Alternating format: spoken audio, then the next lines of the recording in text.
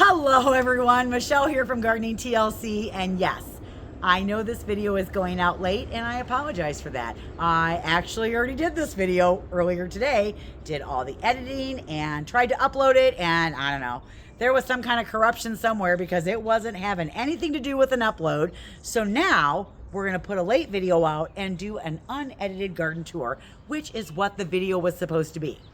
So this year I feel like I've been late, like all year long. I was late opening my winter sown jugs. I was late getting seedlings in the ground, late doing my mulch, late doing my weeding, late. Even my vegetable garden didn't go in until the first week of June.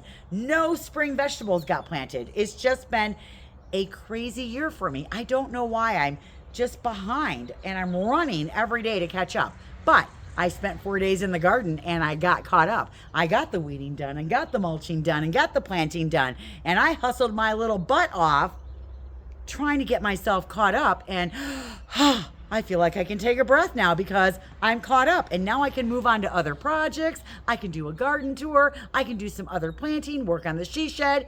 Oh yeah, I'm pretty excited. And so I thought I'd take you on a tour of the garden. It's gonna be unedited because I don't have time to totally edit another whole video. So you're gonna see me do this, on, off, on, off. But that'll be okay, right? You guys are good with that. All right, if you're new here, welcome. I hope you can bear with us as we go through the garden tour. My name is Michelle. I live in Northern Illinois and I am in Zone 5. I've been gardening at my house. I'm going into my 7th year. We buttoned up a lot of beds last year, but we lost some things over the winter. And now I'm going to show you what the gardens look like right now. I haven't done a tour since mid-April when everything was waking up. So yeah, it looks a lot different. All right, without further ado, let's get going. All right, you ready? Let's go. I will start with the view right here. I have not done one stinking thing to this area since I first showed it to you. I don't even know how many weeks ago. We're hoping that we can work on this next week. Now we have 5 days coming up after the rain day tomorrow of 95-degree weather. That 95-degree weather also comes with a lot of humidity in our area. So we'll wait for that to break and then we'll get out there and start working on that. Let's look at the driveway bed. Isn't that the best name ever for this bed? Well, it is at the end of my driveway. Now, we worked on this bed earlier this year, so this one was actually pretty easy because we had already weeded it.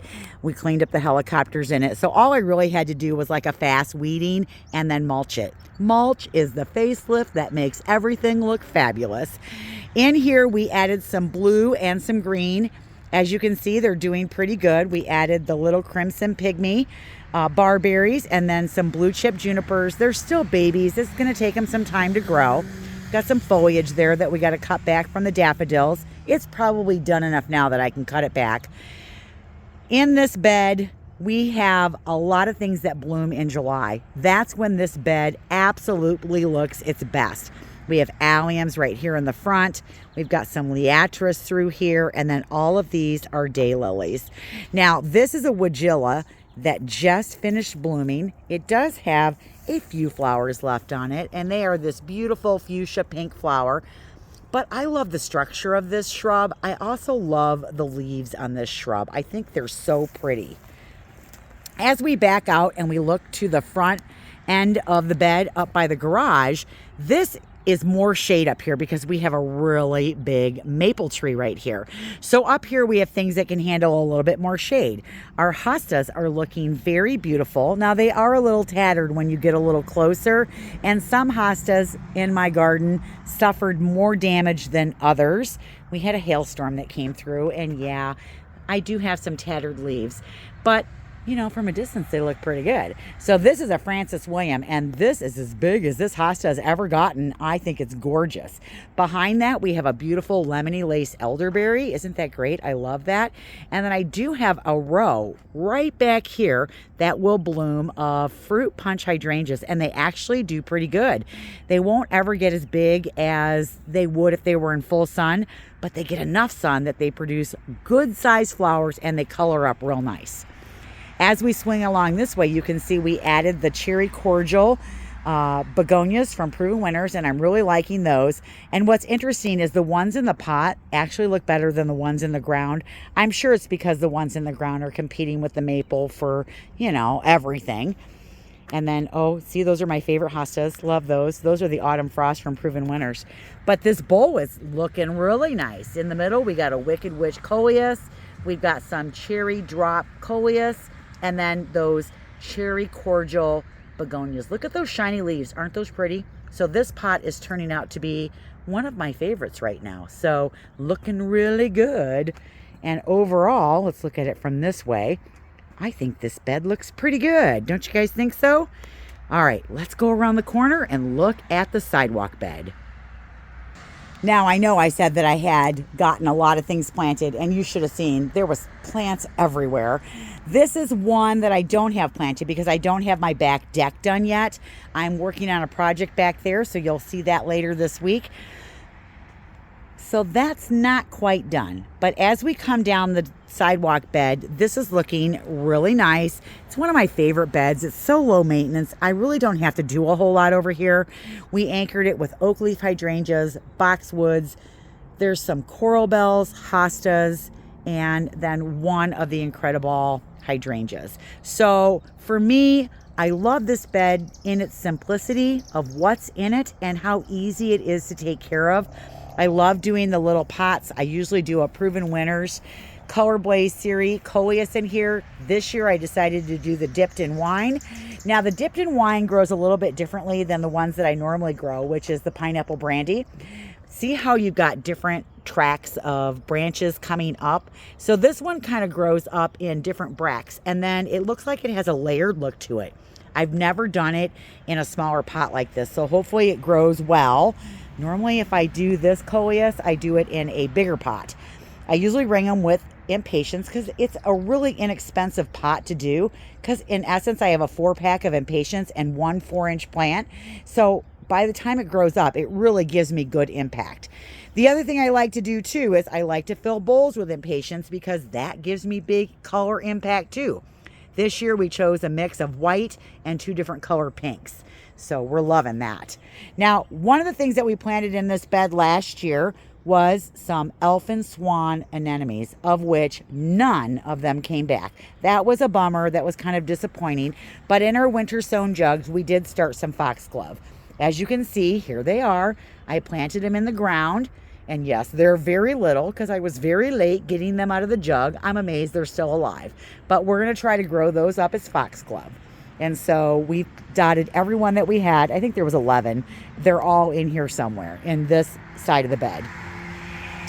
All right, this is our incredible hydrangea. As you can see, the flowers on it are green. Now the flowers will turn white, and then they will turn back to green.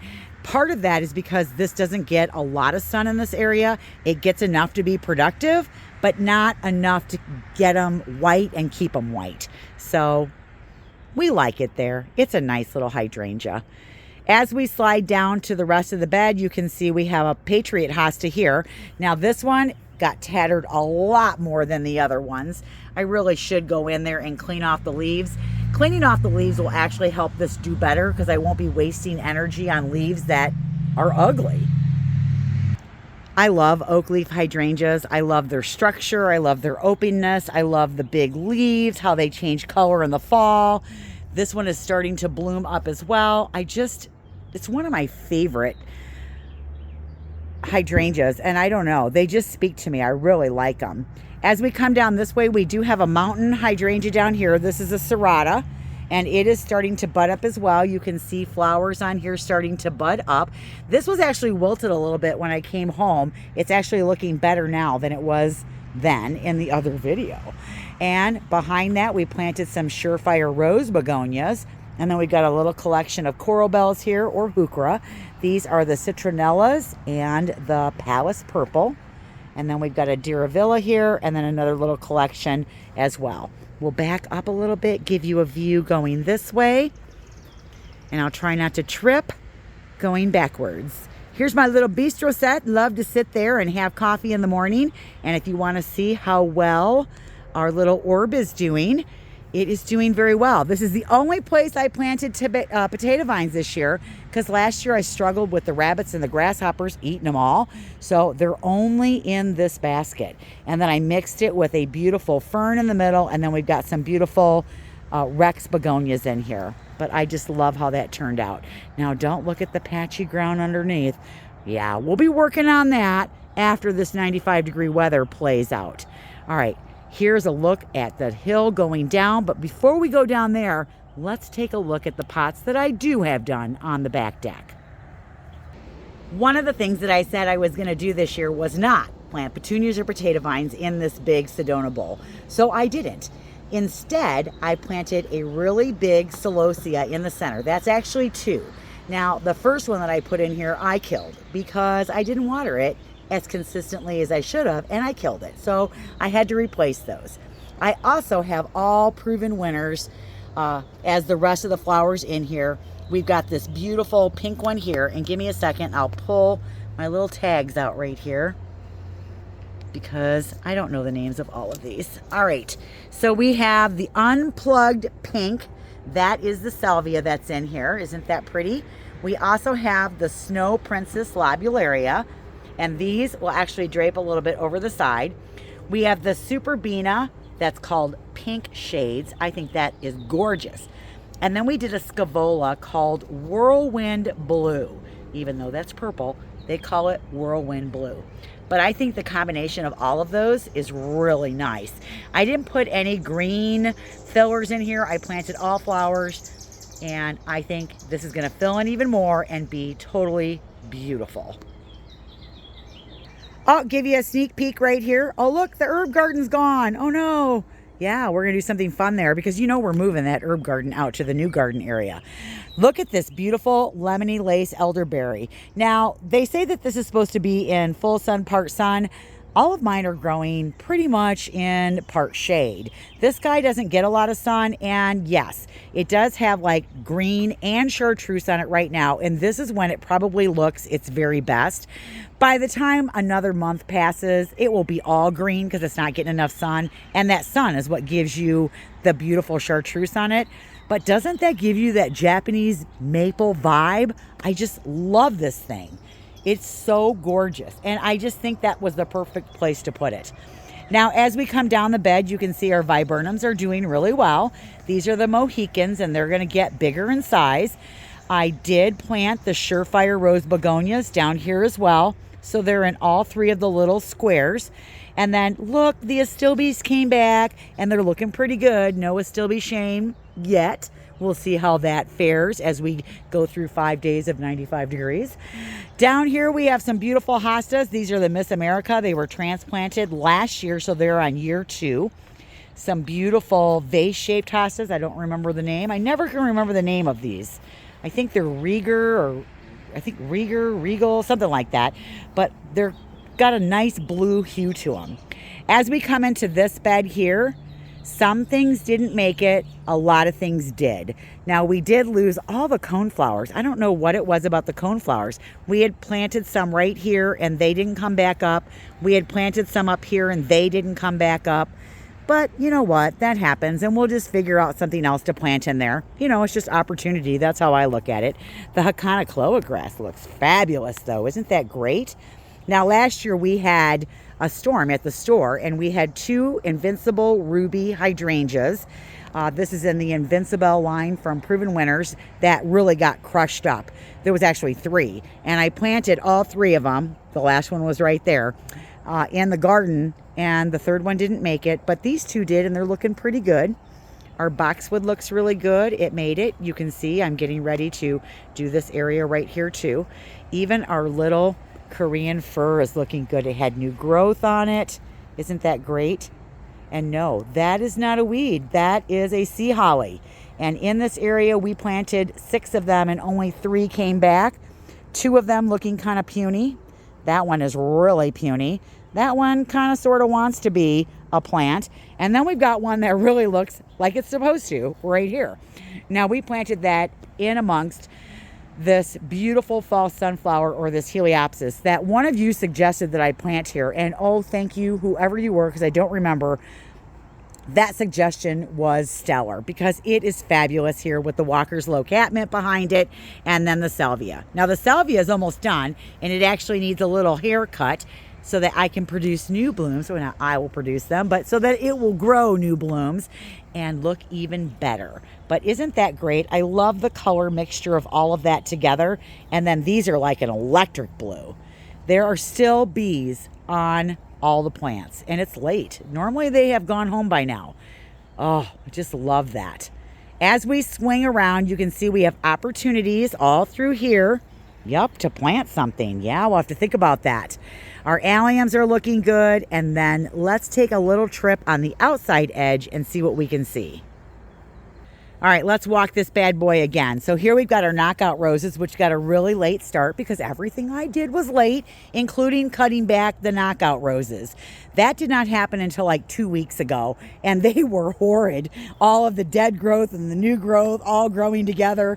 Oh, so what'll happen is I'll let this bloom cycle out, and then I'll cut them back again, fertilize them, and then let a whole new flush of growth come up. The one thing I actually did get done, though, was I did get the browning cut out of these Mr. Bowling Ball arbovitas. I fertilized them, and they're bouncing back quite nicely. One of the things that I'd like to see in here, though, is just a little bit more color. Now, we do have some fall color because we have the sedum down here at the end. This is the Rock and Round series. This one is called Pure Joy. What I love about it is that they grow in these nice little mounding habits low to the ground, and then they get covered with their little sedum flowers, and it's a really nice plant. Last year, those were sprawled all over the ground because I transplanted them like 3 times, but they recovered nicely. Here's a nice patch of Veronica. This is Royal Candles. You know I love those. Have those in my front garden as well. And then we've got some little trellis here just finishing up. And it's a very interesting little flower, but I like that little touch of yellow, that little whimsical wildflower look. So that's very nice. I think I might have to get a couple more of those. All right, let's swing over into the Hosta garden. The Hosta garden is one garden that I actually have not mulched. You'll see some bags of compost in there. I tried to plant lamium in here last year as a ground cover because I lose so much of my mulch to clean up from the maple tree that all of these hostas are under, that I wanted to have this covered in ground cover. So we tried a couple different ones.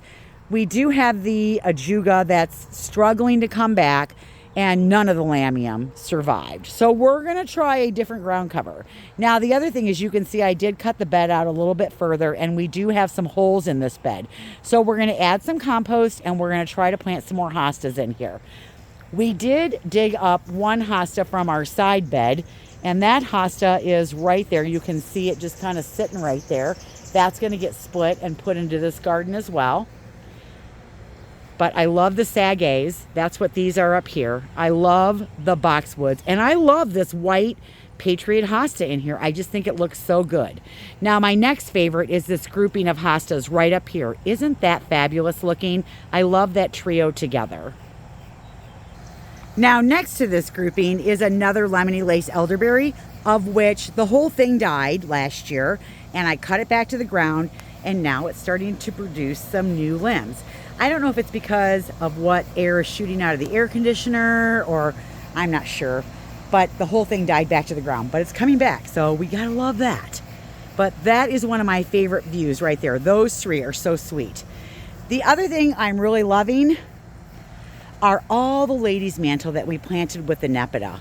I love this combination. I stole this from Erin from the Impatient Gardener. She has this planted in her garden. She did it, and I was like, oh my gosh, I love that. It's so awesome looking. So I copied. Now, my stuff is just going into year 2, so it's got to get a little bit bigger. But I love the chartreuse flower, and I love the lavender together. I just think it's so striking.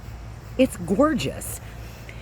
We love that our 3 bird's nest spruce, our aronias, that's how you say it. The aronias, low scape mounds made it through the winter. We also have our little, these are they're the hydrangea firelight tidbits. I have one on that side and one on the other side. And then we have our beautiful weeping white spruce, which I need to take the tag off. All right, as we back out a little bit, you kind of get another perspective of what the garden looks like, kind of from this direction. I think the garden's looking great. All right, let's swing around this way. We have a black lace elderberry right here. Isn't that great? We hacked this thing all the way to the ground this year because it was way too big. And I think I'll be whacking it back to the ground every single year. I still got flowers, even though I cut it back all the way to the ground. This is all new growth from this year. I know. So it can handle that, no problem. We're gonna do that. The other thing I planted, and these are almost done, is an At Last rose. Now there are some buds on this, and it was, oh my gosh, when it was in full bloom, it was spectacular. But I love the color of this, and I love the color of this up against that black lace elderberry. Ooh, when it grows up, it's gonna be so cool. So that At Last rose is gonna grow 4 by 4, and it's gonna fill in this whole area right there. Next to that, I planted a summer sweet, or a clethra, called, what's it called? Sugar Tina, and it's from Proven Winners. This typically blooms in July into August. It's got a really great smell, and it gets these little spiky flowers on it that are white, and this guy will grow 3 by 3. And so those two together will fill out this whole corner. Isn't that going to be great? I love it. Back out a little bit more, and there is our prairie fire crab. You can see that I already started pruning up some of the branches. Now, as we come down this bed, I still got some more planting to do down here, but I did add 3 of the coleus, the pineapple brandy, because I don't have them anywhere in the yard this year, and I love them. And I also totally cut back the oak leaf hydrangea. What was growing out was pretty scraggly. It wasn't that healthy looking, and I figured, you know what, we're just going to sacrifice the blooms for a year so it can regrow, and we have this nice healthy plant. So that's what we did, and look, it's already got some growth on it. All right, if you saw my video on the Passageway garden, you know that I pretty much finished it. I did add a few things here and there, you know, like I threw a few more of the alyssum in the ground, and I added a datura over here, and, you know, I couldn't help myself. I love this garden. I can't wait till it grows up a little bit and it's a little more mature, but I am loving everything about this. Now, I know those pallets are still sitting there. I will work on the she shed 4th of July weekend. Our garden center is actually going to close the 4th, the 5th, and the 6th. So I am working on this she shed. And my goal is to get it done in that weekend. So stay tuned for that. All right. This was a hot mess. I mean, there were so many weeds in here. Oh my gosh. When I went to weed this, what I did first was I watered it. I watered it down for like 4 hours so that all the weeds were easier to pull. And thank God I did that, because it still took me 90 minutes to weed this bed. And I did sustain some loss in here. Now, the one thing I did do was I added some of the cleomes right here. I had 3 left, so I put them in the ground right here. And I did get my pots planted up. I just threw some scavola in there, some pretty pink ones, and then I added a purple fountain grass. Kept it very simple. Now, our black-eyed Susan vine isn't really doing anything yet. I think they're working on roots, and then hopefully it just takes off. But I just want that thing to grow up this whole trellis here and be absolutely fabulous. I can't wait. I hope it covers the whole thing. It's my first time growing an annual vine, so we'll see if I love it or I don't.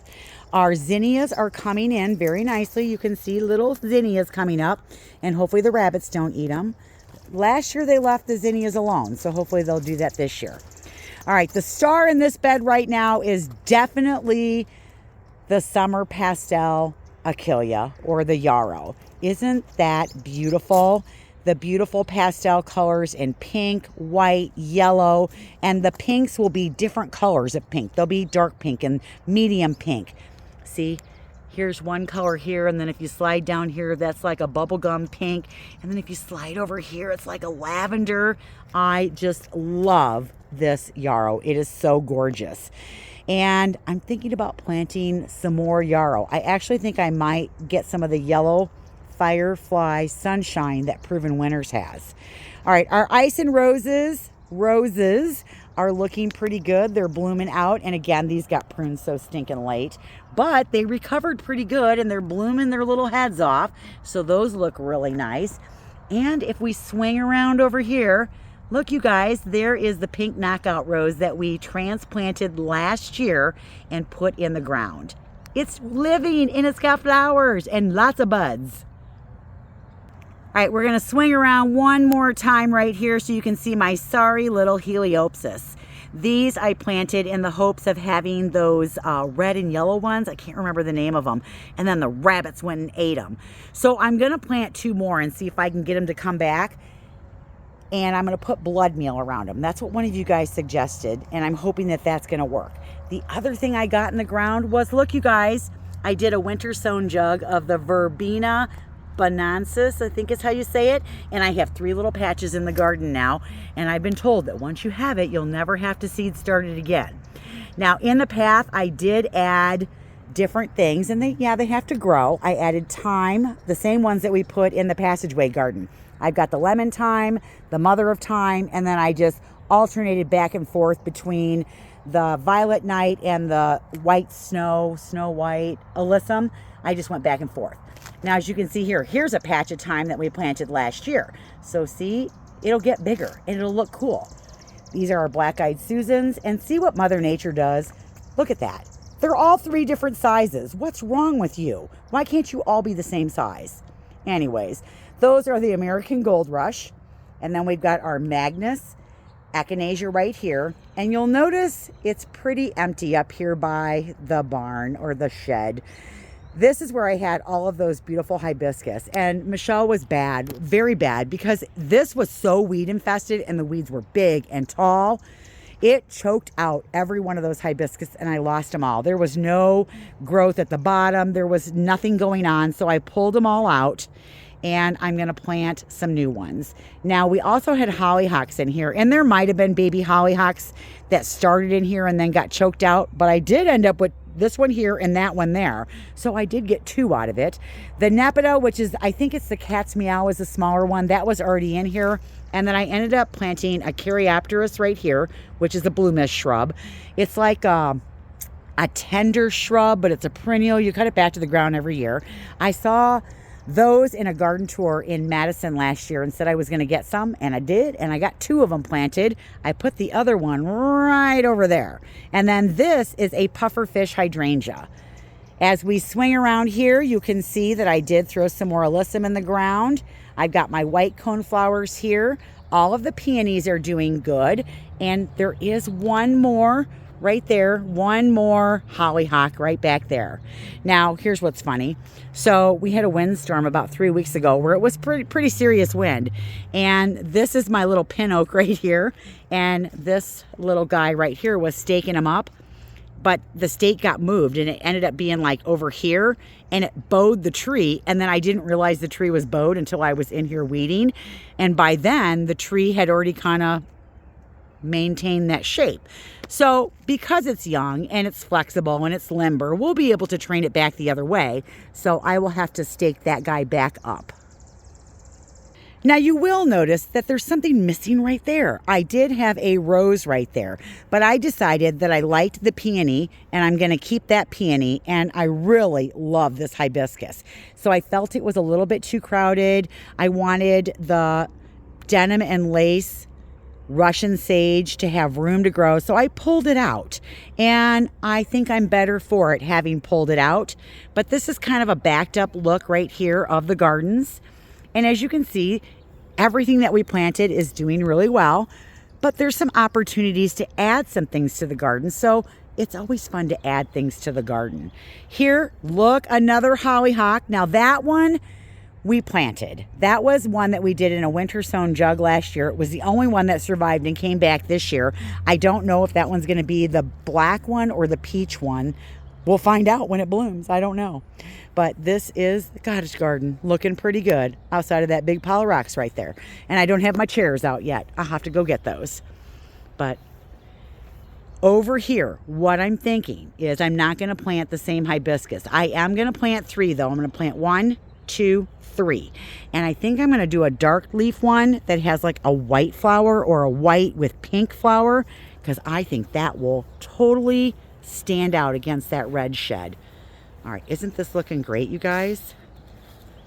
I just love it. All right, let's go look at the front garden. All right, before we go up to the front garden, let's take a look at our beautiful Rebecca statue amongst all of our little Sprite winter holly. And then we've got the arborvitaes that will or won't make it. I don't know if they will or they won't. They aren't looking that great though, so I'm not having high hopes because I fertilized them, I've been watering them, and they're still brown. So more than likely I'll end up having to trade those out. But our purple pillar hibiscus right here, oh, those are looking pretty good. And then if we come around the corner, we do have 5 of the incredible hydrangeas planted back here, and I've decided I am going to keep this little lollipop crab. This is a firebird, and there is a robin in there, and there's 4 eggs in this nest. They haven't hatched yet, but this is the kind of tree that robins love to make nests in, because we have them at the garden center, and I want to say at least half of them have robin nests in them, and we don't have the heart to pull them out. We just leave them in there. All right, but this also is an area that, yeah, we planted it up real fast at the end of the year. I did lose 1 hydrangea right there, but we have some opportunity here too to plant some pretties and plant some color. So we got that to look forward to. All right, guys, look at the front bed, you guys. We'll go along the outside first. We planted up a little pot on our milk jug, and we used the Proven Winners Pink Star with the Evoleus. Blew my mind. And the Evoleus blew my mind is like a dwarf morning glory, and they close at night. So they look really good during the day. But everything that we planted over here lived. It's coming along. And guess what? That cardboard worked. I haven't pulled any thistle out of this area yet. So far, so good. Keep my fingers crossed. Our peony is done, and I did cut that back. And we've got some beautiful sedum in here. This is a daylily that I actually pulled out, but I didn't get all of the tuber, and yeah, so it came back. We have a beautiful white pine in here, and then again, we planted our cleomes in here, but we fronted them with some jazzberry supertunias this year, and I did get some salvia, but it was so tall and leggy, I ended up cutting it back because I think it'll help it bulk out better. So if you've got plants that aren't performing like you want them to, don't be afraid to do that, you guys, because they got time. And if you're fertilizing them every week with water-soluble fertilizer, you've got time to do that. Oh, outside of those pallets in the picture, isn't that a nice view? All right, let's go take a look at the pots I did in front of the porch entrance, and then we'll go down the front bed. All right, we'll come up this way. These are our little quick fire hydrangeas. I love those hydrangeas. And I'd have to say, this is one of my favorite views of the garden. I just love this view. I like it in the winter, and I like it in the summer. I like all the interesting textures and layers and colors. And I like that you can see that tulip tree way back there. Do you know that that tulip tree is in its 5th year, and it started off really super small? I mean, I cannot believe how fast that thing is growing. It's like amazing. All right, so let's take a look at the pots that we did right here at the entrance to the porch. I love using 9 barks as centerpieces in pots. I did it last year, and I surrounded it with this lemon coral sedum, which you never saw once the bubblegum petunia started to grow. But the contrast between that bubblegum petunia and this 9 bark was fabulous. And I'm sorry, right now off the top of my head, I can't remember which 9 bark this is, but it's one of the smaller ones, and it's probably the darkest color leaf I've ever seen on a 9 bark. When these are done, I will pop them out of the pot and plant them in the landscape. Now, in this pot, we have added some more of the blue Evoleus, blew my mind. And then again, that pretty pink star, Mini Vista. And these are both from Proven Winners. This is from Proven Winners as well. This is the lemon coral sedum. And then in the back, I also put in one of those pink tiaras that's new this year. Now, this is a little tray of zinnias that I started from seed. And so I threw a couple of them in here too. I thought that that purple or orange against this would also be really interesting. I just threw 2 in there. So we'll see how they do. And then I've got one more tray right here. This is the last of what I've got to get planted up. And they're going to go in the back, what was the herb garden. All right, let's take a look at the front bed. I am not showing you my porch because it is a disaster. Everything that I've been working with, all the tools, the bags, the shovels, they're all on the porch behind me. So that's for another day. But this is the front garden bed, and I am loving this bed. And there's things in here and I'm like, I love that so much, I want more. And so one of the things that I really love is the Veronica and the Angelonia planted together. Now, I don't want more of that. I think that there's plenty. It's just the right amount and it looks good. We do have a mix of first year and second year plants, so you have different sizes going on. But by next year, they'll all have caught up with each other and it'll be a little more consistent through here. What I do like, though, I love these spireas. These are, I want to say they're the double play Tracy, I think is what they are, or the double plays. I don't remember exactly which one they are, but they are from Proven Winners. And when they first came out, they had this beautiful red foliage that aged to green. And now they've got these beautiful, vibrant flowers. And they will continue to bloom all summer long, unlike other spireas that you have to cut them back to get them to reflush. And they're sterile. That way they can produce flower, flower, flower. You gotta love it. Look at my little Dr. Seuss. Isn't he looking good? Yeah, I'm really glad I picked that and put it there because it's one of my favorite things in this garden. I also love the bowl that we did. We repeated kind of what we did at the garden center, except we planted different things in here. And again, I have another fan flower in here. This one is pink. And let me grab the tags and I'll tell you what's in this. I do think that this is going to be a pretty little bowl once it really fills out. So in here we have the Super Tunia Royal Velvet, which you can see it right over here on the edge of the bowl. I think when those came in, they weren't very well rooted because even the ones that I have in the ground on the other side are struggling a little bit. We also have the Whirlwind Pink. So in the back was the Whirlwind Blue, and these are the Whirlwind Pink. And then I threw in a Luscious Royal Cosmo Lantana because it's supposed to be a butterfly hummingbird magnet. And I just thought that that bright pop of color in there against all the rest of the colors would look really good. So loving this bowl.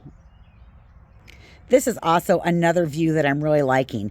The yellow of the ground cover sedum with the yellow up above it. And then you've got that penstemon in there and you can see the little spirea in the background.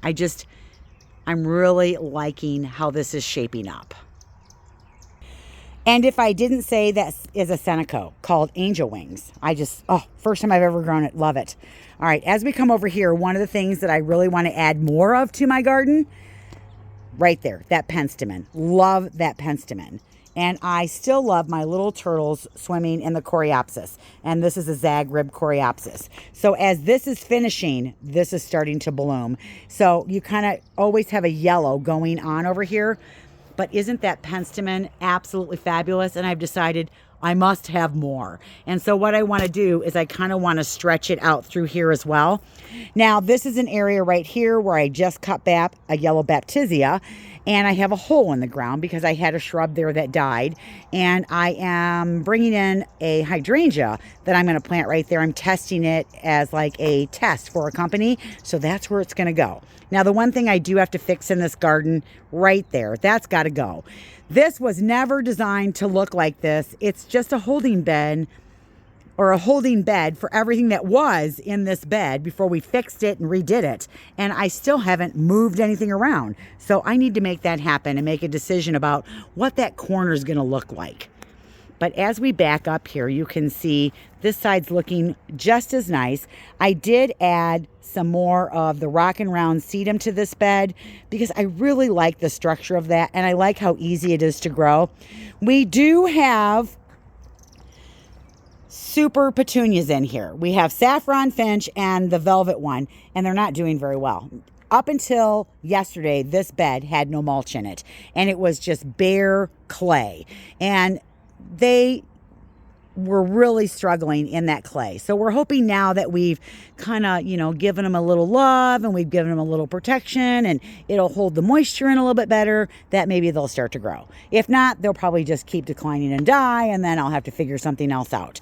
But the other thing that I put in here was the euphorbias. This is the Rainbow Ascot. These are the ones that we grew from the little plugs that we got in January. I had 3 left, so I added them to the bed. I put one there, one here, and then the last one right there.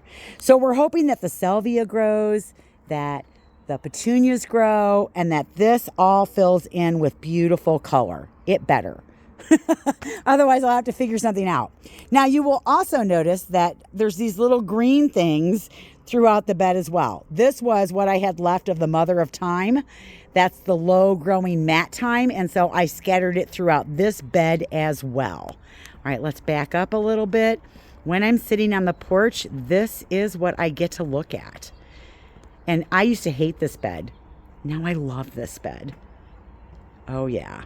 Now the one thing I did do is I used to have some Asiatic lilies right here, and they were red. And I'm like, this bed no longer serves red. It really serves purple, pink, yellow, blue. And so I took them out. And they are in a bucket right there. I have to find a home for them. So I'm probably going to be giving those away to somebody. Hopefully somebody at the garden center wants them. All right, so there you go. That is the front bed. Loving it. And there you have it. That is a tour of the garden. Let's do this so that you don't have to look at my icky porch that's all full of stuff. This is a much nicer view. So there you go. There's my impromptu tour of the garden. I should take a page out of Erin's book and do them a little more often because it is easier to put them out when you don't have to edit them. This is what the garden looks like. And yeah, you know what? I think at some time in every gardener's life, their garden has gotten away from them and their life has just happened. And you have to like dig in and figure out how you're going to catch up. Now that I'm caught up, I can get back on my zones. I can go, you know, this bed on Monday, this bed on Tuesday, and I can start working on the projects that I want to do because there's so much left that I want to get done, but there's still a lot of time to do it. So I hope you come with me on my gardening journey this year. And if you're new here, thanks for tuning in. I hope you enjoyed the tour. If you like our videos, please subscribe. It just helps the channel out. I am Michelle. I hope you guys get your hands in the dirt today, and we will catch you in the next video. Bye, everyone. Turning you off now.